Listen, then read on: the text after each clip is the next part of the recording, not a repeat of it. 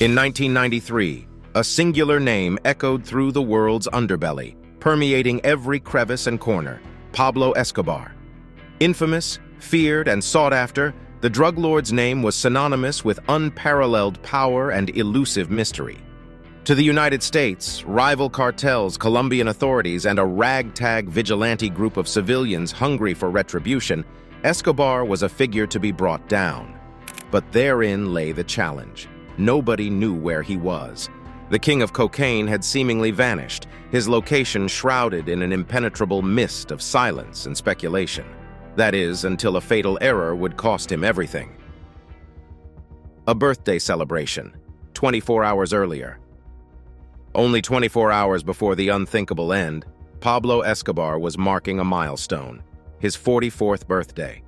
However, this was not a day of lavish celebrations, clinking glasses, or mirthful laughter echoing through his opulent mansions. Rather, it was a solitary, somber event, a far cry from the ostentatious revelries he had hosted in years past. Escobar, once the pinnacle of Colombia's narcotics industry and the world's most wanted man, spent his last birthday as a fugitive, hidden away in an undisclosed location. In his heyday, Escobar's birthdays were grand affairs, marked with the glitz and glamour befitting a man of his wealth and influence. The world's most notorious drug lord, head of the fearsome Medellin cartel, he was accustomed to being surrounded by a retinue of loyal followers, influential guests, and a myriad of women vying for his attention. These were occasions where Escobar flaunted his power, his reach, and his almost godlike status within the cartel's stronghold. However, on December 1st, 1993, the story was different. Instead of a crowded room filled with sycophants and admirers, there was only the oppressive silence and the company of his own thoughts. The man who was once the 7th richest in the world, according to Forbes, was isolated, his empire crumbling around him. He had been on the run for 16 months, his loved ones held captive, and his vast network of associates dwindling by the day. His reality had been reduced to the bare walls of his hideout and the constant fear of discovery. Still, in the midst of this turmoil, Escobar found a way to commemorate the day, a testament to his unyielding spirit.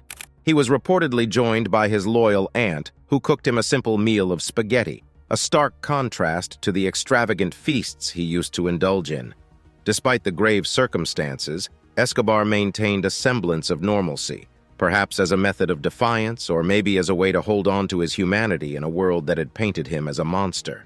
As he reveled in the humble celebration, his mind was undoubtedly filled with thoughts of his family. They were the only missing pieces in this somber birthday tableau. His wife, Maria Victoria, his son, Juan Pablo, and his daughter, Manuela, were held at an unknown location, their lives in constant jeopardy. This added a bitter note to his already grim birthday, a stark reminder of the cost of his chosen path.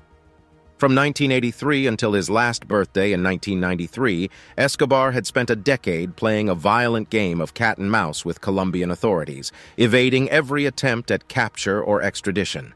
This birthday was a milestone, marking not just the passage of another year, but the nearing end of this treacherous game.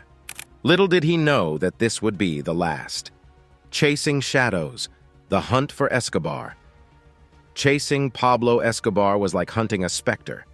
Even though his presence was ubiquitous, permeating every pore of Colombia, he seemed just out of reach, always one step ahead. The man was as elusive as he was infamous, casting a long, ominous shadow over a country he held in a vice-like grip. The pursuit of Escobar was an unprecedented manhunt involving Colombian authorities, U.S. law enforcement, rival cartels, and a group of self-appointed vigilantes known as Los Pepes. The weight of their collective will bore down upon Escobar, intent on eradicating his reign of terror.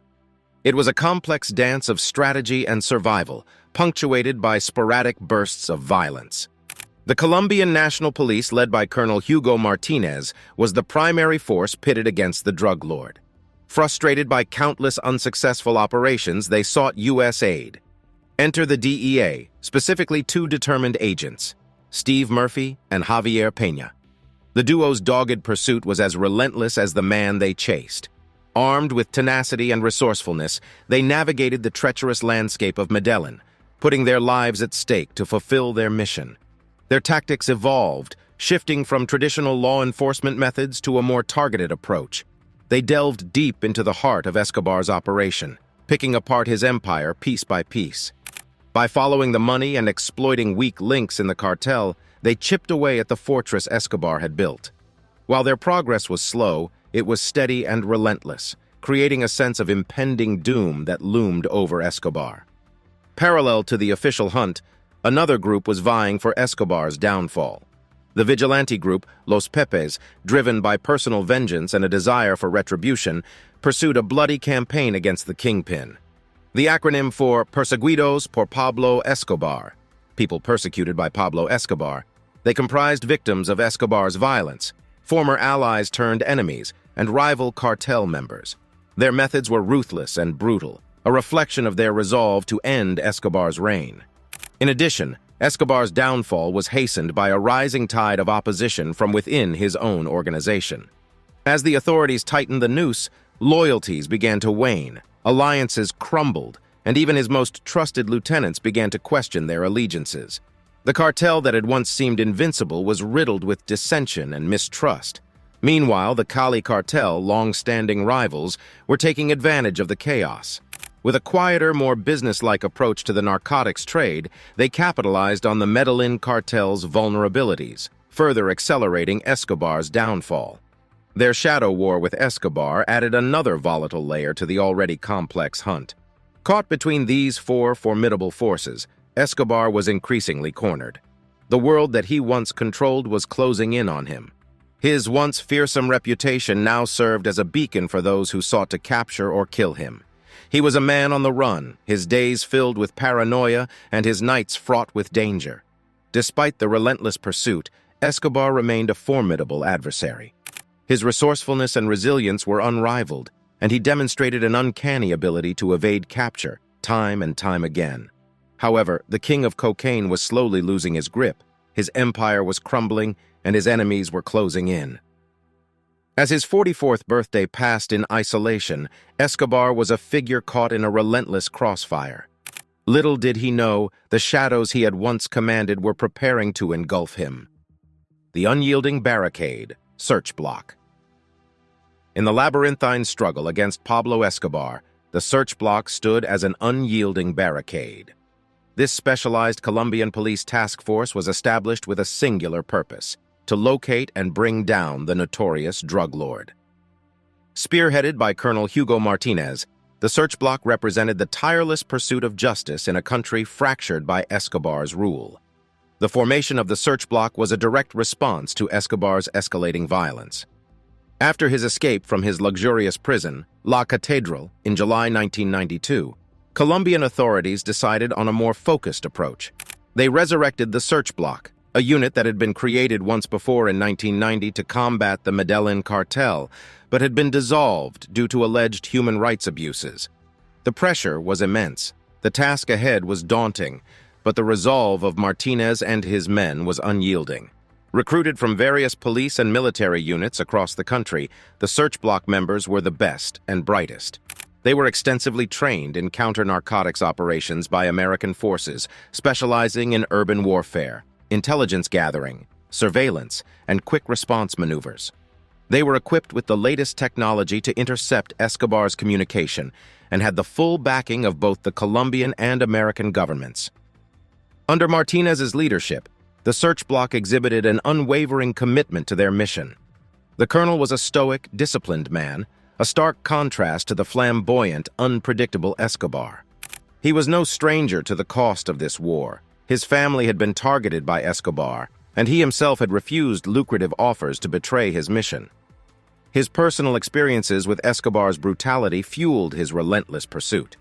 Operating from a base in Medellin, the heart of Escobar's empire, the search block faced constant danger. They were not only combating a formidable enemy, but also navigating the complex web of corruption and intimidation woven by the cartel. They faced threats from within and without, as Escobar's reach permeated every layer of society. Every operation, every raid was fraught with danger, the potential for ambush and betrayal ever present. Despite these challenges, the search bloc gradually began to dismantle Escobar's empire. They initiated a relentless campaign of raids and arrests, slowly disrupting the cartel's operations. They targeted the drug lord's network of hideouts, safe houses, and transportation routes, gradually cutting off his avenues of escape. By December 1993, the net was closing in and Escobar's options were dwindling. The search bloc's mission was a battle of attrition, a war of inches, with each small victory bringing them closer to their goal. Their efforts were met with fierce resistance from Escobar and his loyalists. There were significant losses, bloodshed, and heartbreak, but each challenge only seemed to steel their resolve. For the search bloc, their mission was more than just capturing a criminal. It was about restoring peace to a country held hostage by fear. Throughout their pursuit, the search bloc remained a steadfast bulwark against Escobar's reign of terror. Their relentless pursuit wore down the kingpin's defenses, causing cracks in his once impenetrable fortress.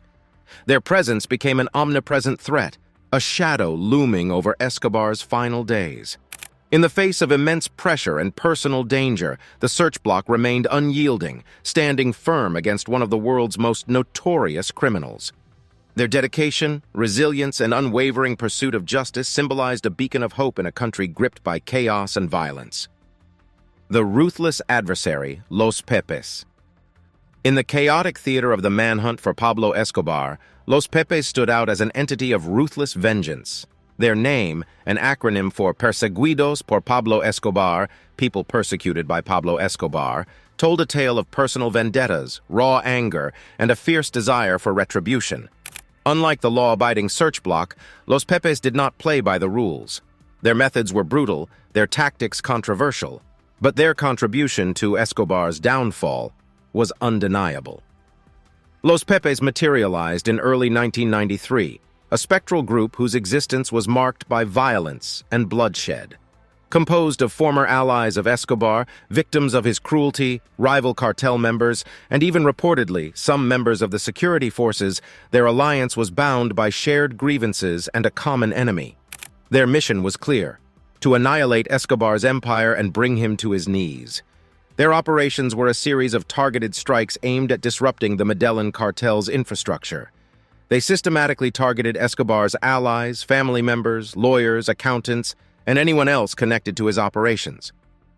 The structures that once served as safe houses and warehouses for Escobar's operations were demolished, and his assets were seized or destroyed. This concerted effort was designed to destabilize and disorient, to weaken Escobar by stripping away his resources and his network. But Los Pepes didn't stop at material destruction. They also waged a psychological war against Escobar.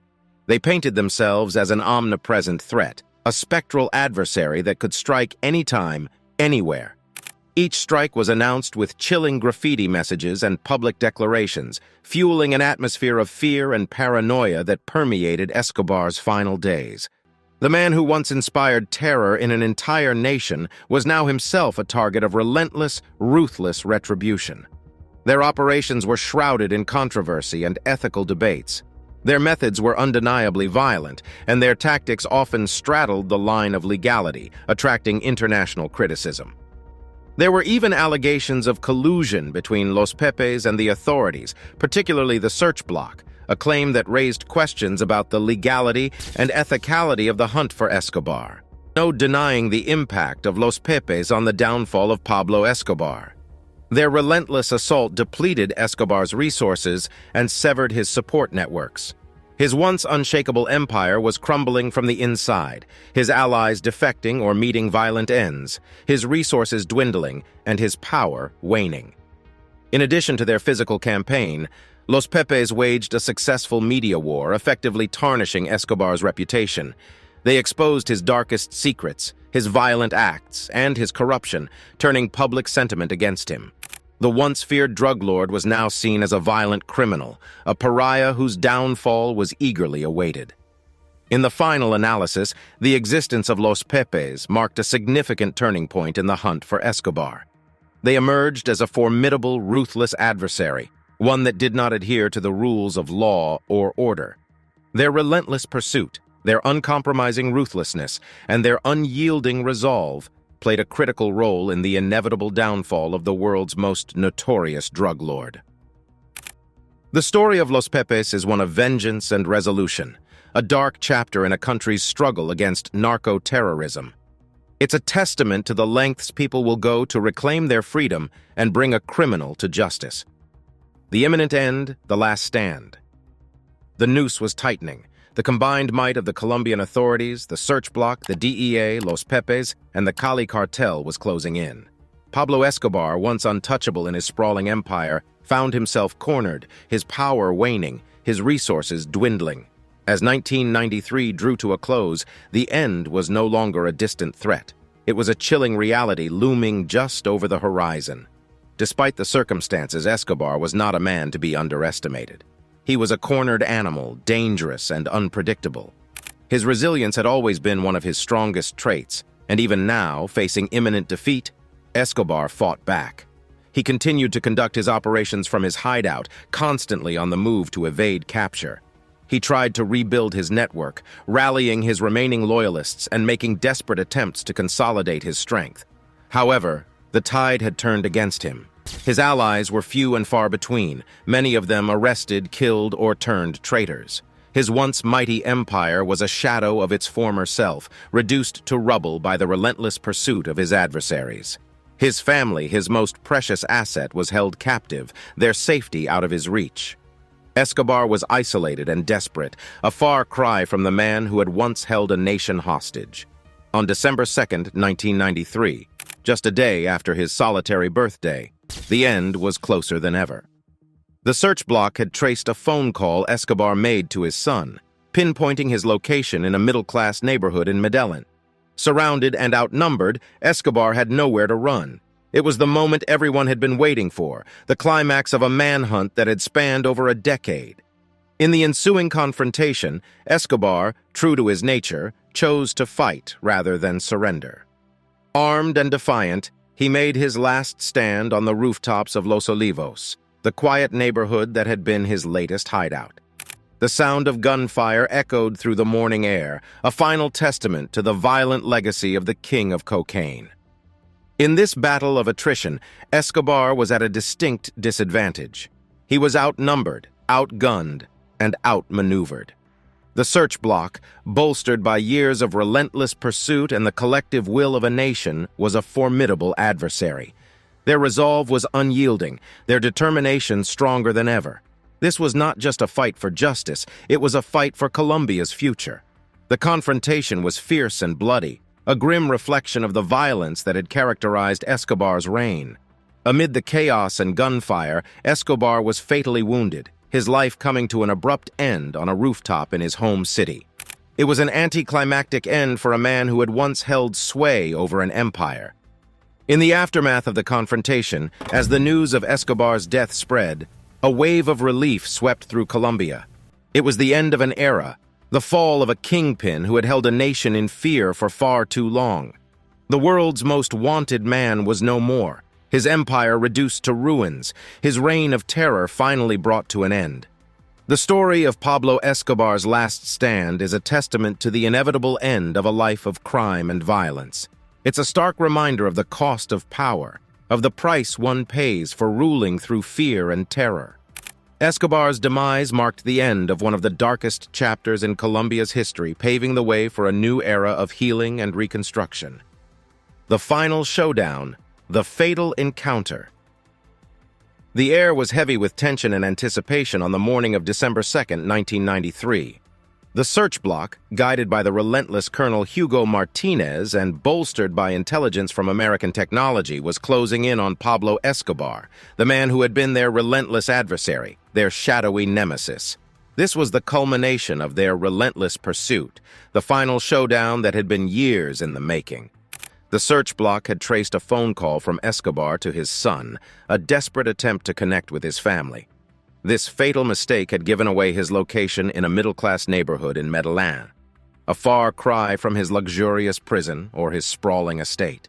The net was closing in, and Escobar, the elusive specter who had evaded capture for so long, was finally within their grasp. Escobar, cornered and alone, was the epitome of a desperate man. He had once stood at the helm of a vast empire, feared and revered, his name synonymous with power. Now he was a fugitive, his empire reduced to ruins, his loyalists either dead or turned traitors. Despite his dire situation, Escobar did not plan on going down without a fight. As the search block descended upon the quiet neighborhood, a flurry of activity erupted. Escobar, always one to favor action over surrender, took to the rooftops, a desperate attempt to escape his impending doom. What followed was a heart-stopping pursuit, a cat-and-mouse game on the rooftops of Los Olivos. The sound of gunfire echoed through the neighborhood, a grim reminder of the violence that Escobar had brought upon Colombia. Despite his desperate bravado, Escobar was fighting a losing battle. Outnumbered, outgunned, and outmaneuvered, he stood little chance against the might of the search block. This was their moment, their long-awaited chance to bring down the kingpin who had wreaked havoc on their homeland. And they did not falter. Amid the hail of bullets, Escobar was fatally wounded, his reign of terror brought to a brutal end. The news of Escobar's death sent shockwaves through Colombia and the rest of the world. The king of cocaine, the man whose name had become synonymous with narco-terrorism, was dead. A collective sigh of relief echoed throughout the country, the end of a reign that had held them in a vice-like grip for far too long. Meanwhile, for the search block, the DEA, and all those involved in the manhunt, it was a moment of triumph mixed with solemnity. They had faced countless challenges, made immense sacrifices, and put their lives on the line in their quest for justice. Finally, their mission was accomplished. But the cost of this victory was a sobering reminder of the damage Escobar had inflicted. The final showdown between Escobar and the search block marked the end of a turbulent era. It was a testament to the courage and resolve of those who stand against crime and violence, a beacon of hope in the face of seemingly insurmountable challenges. This fatal encounter was more than just the end of Pablo Escobar. It was the dawn of a new chapter for Colombia, a chance for the nation to heal from its scars and move towards a future free from the shadows of the past. In the end, Escobar's story serves as a stark reminder of the consequences of a life of crime. No matter how powerful or feared, no one is above the law. Escobar's death marked the end of the world's most notorious criminal, but the legacy of his life and the lessons it taught will continue to resonate for generations to come. Mystery unveiled, the controversial death. In the aftermath of the climactic shootout, the lifeless body of Pablo Escobar lay sprawled on a Medellin rooftop, ending a reign of narco-terrorism that had kept Colombia and the world in the grip of fear for over a decade. The news of his death spread like wildfire, bringing a collective sigh of relief to many. However, soon after the initial wave of elation and relief subsided, murmurings of controversy began to emerge, casting a long shadow over the triumphant narrative of Escobar's demise. At the heart of this controversy was a question that still haunts the pages of history. Who fired the fatal shot that killed Pablo Escobar? The official account attributes the coup de grace to the members of the search block, affirming that he was killed in the heat of the battle. But like most aspects of Escobar's life and death, a shroud of mystery and contention surrounds this claim. Roberto Escobar, Pablo's brother and the accountant of the Medellin cartel, vehemently disputes the official account. In his book, The Accountant's Story, Inside the Violent World of the Medellin Cartel, he argues that Pablo took his own life. His argument is based on the nature of the fatal gunshot wound, a bullet through the ear, a technique Pablo had often mentioned as the way he'd end his own life if he were ever cornered. The autopsy report further fueled the controversy. The gunshot wound indeed matched the description provided by Roberto, adding weight to his claim. It seemed plausible that Escobar, recognizing the inescapable end closing in on him, had chosen to die on his own terms. Despite these claims, the search block and the Colombian government stand by their account. They argue that the idea of Escobar committing suicide is an attempt by his family to paint him as a martyr, a tragic hero who took his own life rather than falling to his enemies.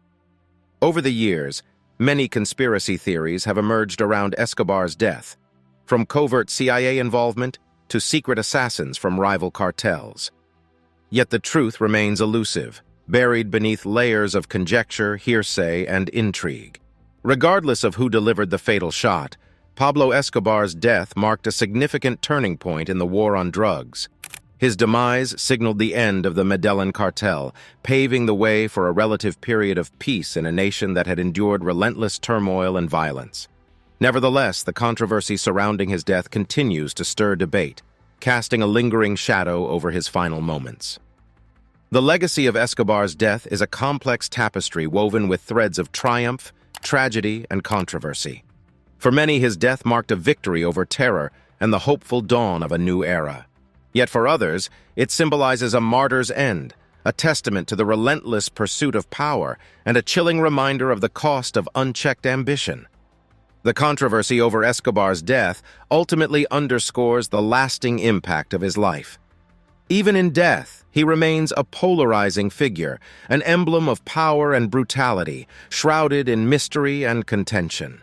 As the world continues to grapple with the enigma of Pablo Escobar's death, the mystery serves as a sobering reminder of his reign, a period of immense power, fear, violence, and ultimately, a tragic end. Whether Escobar fell at the hands of his pursuers or by his own hand, his death represents the inevitable downfall of a kingpin who once seemed invincible.